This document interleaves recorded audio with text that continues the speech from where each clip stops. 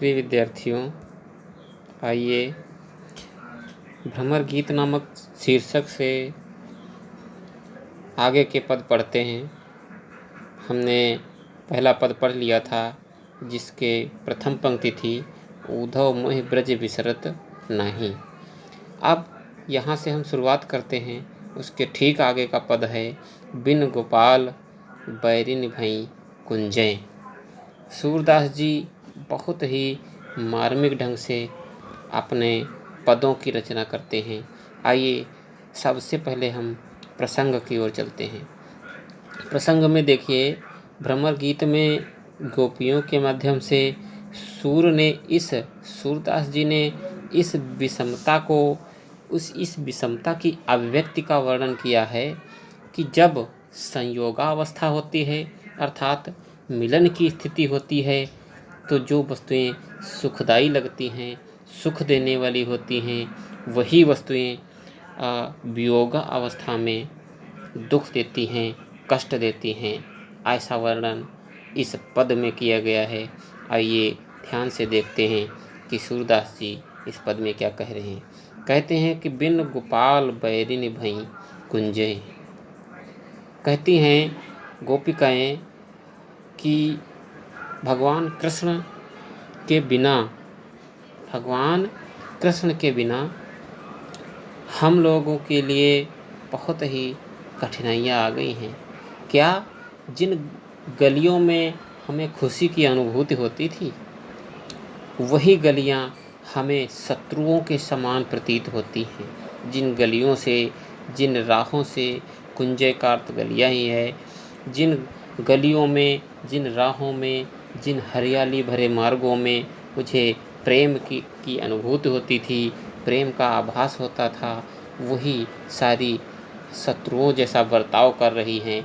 और यह सब बातें गोपियाँ भगवान श्री कृष्ण के जो एक सलाहकार थे, उनके द्वारा भेजे गए उद्धव जी थे, जिन्होंने योग और निर्गुण ब्रह्म का ज्ञान कराने की कोशिश की थी गोपिकाओं को, उनसे बता रही हैं।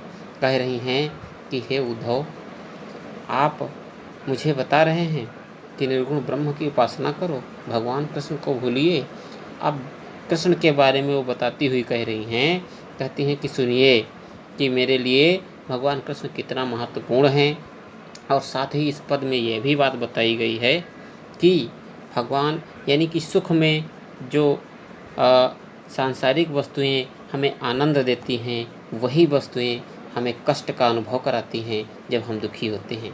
देखिए, बिन गोपाल बैरिन भई कुंजय, भगवान श्री कृष्ण के बिना यहाँ की जो गलियाँ हैं, यहाँ की जो गलियाँ रास्ते हैं, ये सब हमें हमारे साथ शत्रुवत व्यवहार करते हैं। अगली पंक्ति में देखिए, तब वे लता लगत तन शीतल। वही लताएं, वही पेड़ पौधे हमें शीतलता दिया करते थे, है ना। अब भई विषम व्याल की पुंजय, और वही हरियाली, वही लताएं अब विपरीत, विषम अर्थात विपरीत क्रियाएं कर रही हैं। क्या? ज्वाल की पुंजय, ज्वाल अर्थात अग्नि, है ना, की पुंजय अर्थात ज्वाल, अग्नियों के पुंज अर्थात अग्नि के समूह जो हैं वो हमें प्रताड़ित कर रहे हैं। वही लताएं हमें शीतलता दिया करती थी, वहीं आग के समान तप रही हैं। मुझे यहाँ पर सुख की अनुभूति नहीं होती। और अगली पंक्ति में देखिए कि वृथा बहत यमुना दल, वृथा बहत यमुना और खग बोलत वृथा कमल फूलन अली गुंजय। देखिए यहाँ पर ध्यान से देखिए, कहती हैं कि यहाँ पर यमुना जी जो बह रही है, इसी यमुना के किनारे हम लोगों को परम शांति मिला करती थी। इसी यमुना के किनारे हम लोगों को परम शांति की अनुभूति होती थी। अब तो यह यमुना व्यर्था बहती है, व्यर्थ ही बहा करती है, हमें देख देख करके कष्ट होता है। आगे देखिए, खग बोलत, जो ये पक्षी भी बोल रहे हैं, ये भी व्यर्थ ही बोल रहे हैं, या बोलते हैं तो मुझे मेरे दिल में एक टीस जैसी, एक वेदना जैसी उठती है। फिर कहती हैं, हे उद्धव वृथा कमल फूलन अली गुंजय, व्यर्थ ही ये कमल फूला करते हैं। ये जो कमल फूल रहे हैं यह व्यर्थ ही हैं हमारे लिए, हम देख देख देख करके घुटते हैं इनको। और आली अर्थात भंवरा होता है, गुंजय अर्थात गुंजायमान, जो भी यह भंवरों का गुंजायमान हो रहा है यह भी व्यर्थ ही है। यह सब कुछ हमें कष्ट दे रहा है, भगवान कृष्ण के बिना यह सब कुछ हमें कष्ट का आभास करा रहा है। आगे देखिए कि पवन पान घनसार सजीवन, दधिसुत किरण भानु भई भुंजय।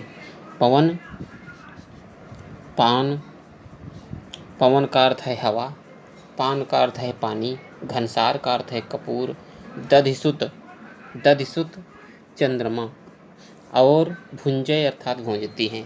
ध्यान से देखिए कि पवन पान घनसार सजीवन, यहाँ पर यानी कि वायु, पानी, कपूर, दवाइयाँ, संजीवनी बूटी और चंद्रमा की सुंदर शीतलता, शीतल छाया आदि सब कुछ जो हमें सुख दिया करती थी, आदि सब कुछ जिससे हमें सुख मिलता था वह क्या है? भानु भई भुंजय। भानु अर्थात सूर्य के समान हो, सूर्य की तीव्र किरणों के समान बन करके मुझे तपा रही हैं। भई भुंजय, और तपाने का अर्थ भूंज रही हैं अर्थात तपा रही हैं, मुझे पीड़ा प्रदान कर रही हैं। यहाँ पर इस पंक्ति का अर्थ क्लियर हो जाता है। कहती हैं जिनसे हमें सुख मिला करता था, चाहे वह वायु रही हो, चाहे पानी रहा हो, कपूर रहा हो, इससे सुगंधित किया हो भगवान की आरती हुआ करती थी, जो संजीवनी है और चंद्रमा है आदि सब से जो शीतलता मिला करती थी, वह सब कुछ भानु की, सूर्य की तीव्र किरणें बन करके मेरे शरीर को तपाने का कार्य कर रही हैं, मुझे जलाने का कार्य कर रही हैं, ऐसा वर्णन करती हैं और उद्धव जी को बताती हैं।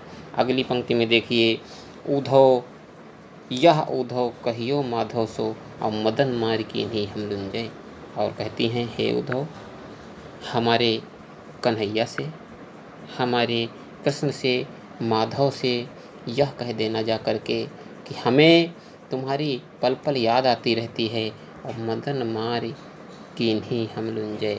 मदन अर्थ कामदेव है, कामदेव ने हम पर अपना वार करके हमें श्रीहीन कर दिया है, अर्थात हमें संवेदनहीन कर दिया है, हमारे शरीर पर किसी भी प्रकार का असर ही नहीं होता, अर्थात हमें कामदेव ने भी प्रताड़ित कर दिया है, और हम तुम्हारी राह को देख रही हैं, तुम्हारे आने की आज भी प्रतीक्षा कर रही हैं, ऐसा जा कर के भगवान श्री कृष्ण से कह देना। और अगली पंक्ति में, अंतिम पंक्ति में कहते हैं, सूरदास प्रभु तुम्हारे दरस को, मग जोवत अखिया भय झुंजय। सूरदास जी कहते हैं कि गोपिकाओं ने श्री कृष्ण से कहा कि हे, गोपिकाओं ने उद्धव जी से कहा कि हे उद्धव जी, भगवान श्री कृष्ण से कह देना कि तुम्हारे मग अर्थात रास्ता है, मग जोवत अर्थात आज भी तुम्हारी राह देख रही हैं, और वह राह देखते देखते हमारी जो आँखें हैं वह धुंधली पड़ गई हैं, और हमें अब राहें नहीं दिख रही, सूझ नहीं रही हैं, अर्थात हम राह देखते देखते अथक हो चुकी हैं, हमारी आँखें अब रास्ता देखने के लिए जवाब दे रही हैं, लेकिन फिर भी हम आपकी राह को देख रहे हैं कि कभी भगवान कृष्ण अवश्य आएंगे, कभी उनके दर्शन अवश्य होंगे। ऐसा सारा वृत्तांत उनसे जा कर के बता देना। ठीक है, यहाँ पर यह पद समाप्त होता है। जल्दी से जल्दी आपको वीडियो के माध्यम से सारे पद पढ़ा दिए जाएंगे, सब कुछ पढ़ा दिया जाएगा। ध्यान से पढ़ते रहिए, ध्यान से समझते रहिए। धन्यवाद।